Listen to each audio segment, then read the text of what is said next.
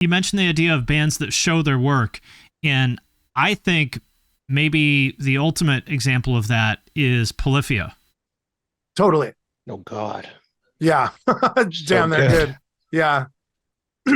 Yeah, they're sick. Talk about a band that can just make you feel like you suck. Yeah. Yeah, and what's worse, but the part that makes me really angry is that Tim is really good looking and he's not even short. Dude. I was like, come on, at least make him 5'4", then I would feel a little bit better about myself. Man, we're living in a simulation, you know, and it ain't mine. I look at people like that and I'm like, damn, maybe we're living in that guy's simulation. Right.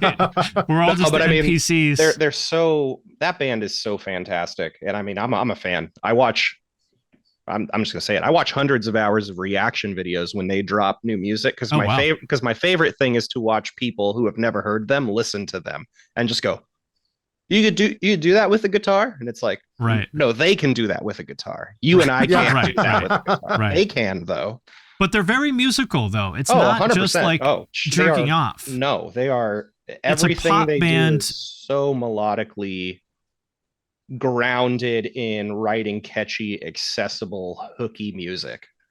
Like, I don't think anything about what they do is jerking off. Like in terms of showing their technical prowess. It's like they use their technical prowess to just deliver just melodically A+ jams. Yeah, I saw a video of oh yeah, go ahead. Oh, I was just going to say, I think of it as similar to, say, like Ariana Grande, who's just like a super badass vocalist who does a lot of technically difficult things, but she's not doing it for its own sake. And I think of Polyphia kind of as the same thing as that.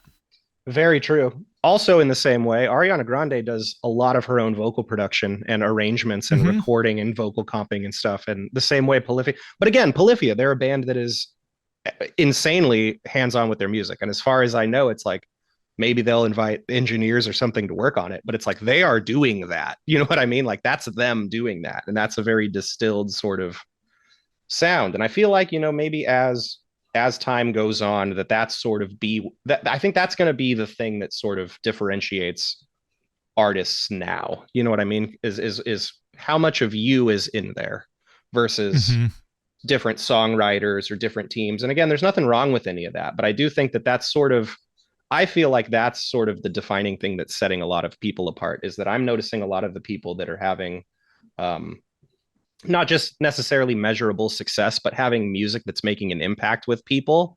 It's largely people that are taking charge and doing it themselves because it's such a potent distillation of what that is, you know?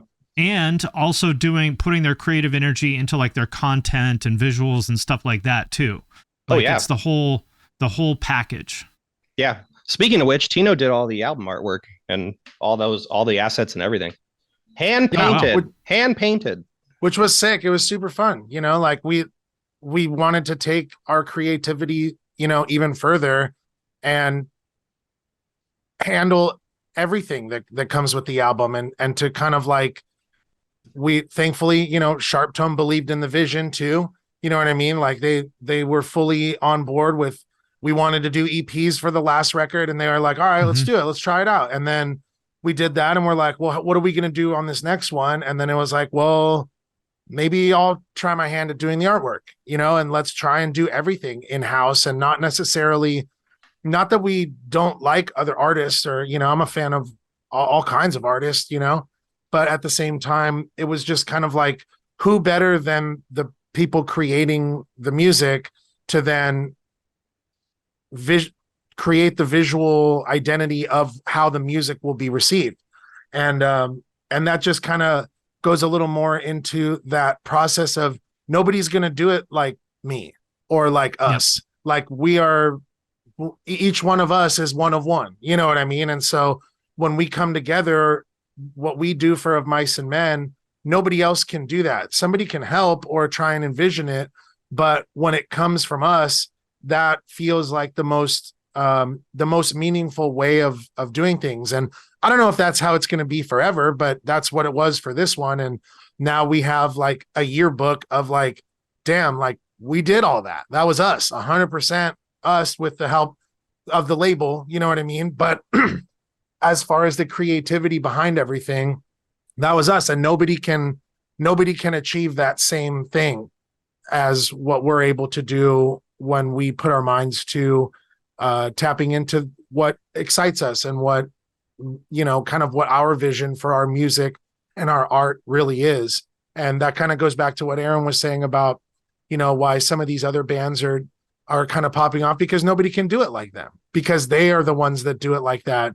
And I think as we continue to make albums, which we're lifers for this. This is our whole career and our life. And so as we continue to do that, we're always going to want to challenge ourselves to be as creative as possible, to be able to deliver something that is truly like our original version of it to our audience, and have our audience and our fans know that it comes from a place of where it excites us, and it's literally from us, and they can feel like when they support our band that they're a part of, they're a bit of an influence in that side too.